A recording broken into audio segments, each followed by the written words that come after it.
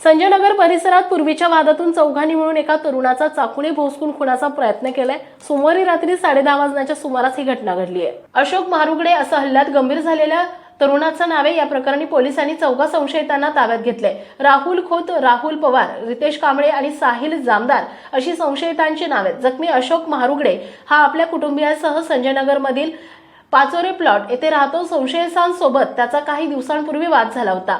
काल रात्री 10:30 वाजण्याच्या सुमारास तो संजयनगर मधील श्रीनिती स्टेशनरी जवळ थांबला होता।